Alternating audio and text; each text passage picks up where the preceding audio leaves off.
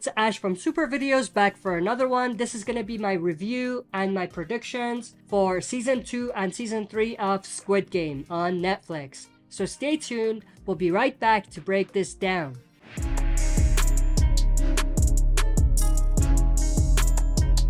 Alright, as always, before we dive into it, smash the like button, subscribe to join our community, and press the bell to be notified when I upload on the channel. With that said, let's dive right into it. So I finished watching Season 2 of Squid Game a couple days ago, and I've got a lot of thoughts to share. As some of you might know, I reacted to every single episode of Season 1 when it first came out because it was such a wild ride. But for Season 2, I decided to switch things up and watch it more privately. Maybe it was because I wanted to savor it, or maybe I wasn't sure it could live up to the hype.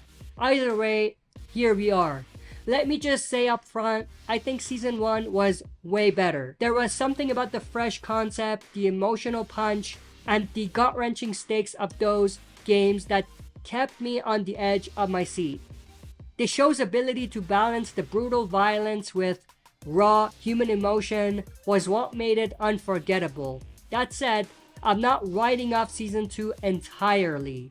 It had its moments, and there were some twists that kept me hooked. One thing I really did appreciate was the reveal about Player 1 being the mastermind.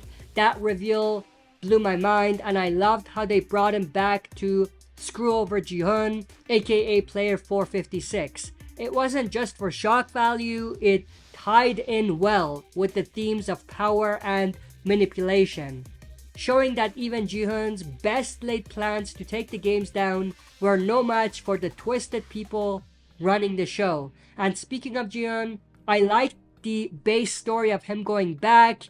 That felt true to his character. He's haunted, angry, and determined to fight back, even if it costs him everything. But here's where Season 2 fell short for me. It just didn't pack the same emotional punch. The new characters didn't grab me the way the originals did.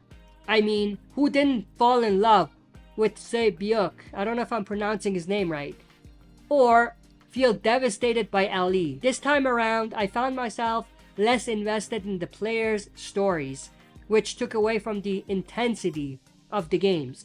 Plus, some of the twists were pretty predictable. It felt like they were trying to recapture the magic of the first season, but couldn't quite hit the same high notes. On the flip side, I'll give credit where it's due. The show still knows how to build tension. There were a few edge-of-your-seat moments, and the rebellion subplot was definitely the highlight of the season. The commentary on greed, power, and desperation is still there, even if it's not as sharp as it was in Season 1. So overall, I would say Season 2 was a mixed bag. I enjoyed parts of it, especially the way Player 1's twist added layers to the story, but it didn't quite live up to the brilliance of the first season. That said, it's still worth watching if you loved Season 1, if only to see where the story goes from here. And as far as a prediction for Season 3, obviously, the mastermind is gonna put Gi-hun back into the games. I mean, why wouldn't he? And of course, we saw at the very end of the second season, he wanted Gi-hun to suffer. He wanted that so bad that he made him watch his best friend get killed over something that was basically his doing. So I feel like he's gonna continue that, and he's gonna put Gi-hun back into the games, and obviously Gi-hun would have no other choice but to go through with it, because his first plan to save everyone failed miserably. And I feel like now that Gi-hun has seen what he's up against, he's gonna have less courage and less motivation to want to fight back, because he saw how he pretty much got screwed over and how much he wasn't really in power or in control of anything, even though he thought he was in control. But as far as where it might go from there, hopefully they would add in some more interesting twists to the story, and they would push the story forward in a way that people don't really see coming. Because at this point, I feel like if they want to repeat the cycle of him going back and trying to get out, it's a bit repetitive. So hopefully they'll do something that is very new and very unexpected. But what did you all think about the second season? And what are your predictions of the third season? What are your expectations?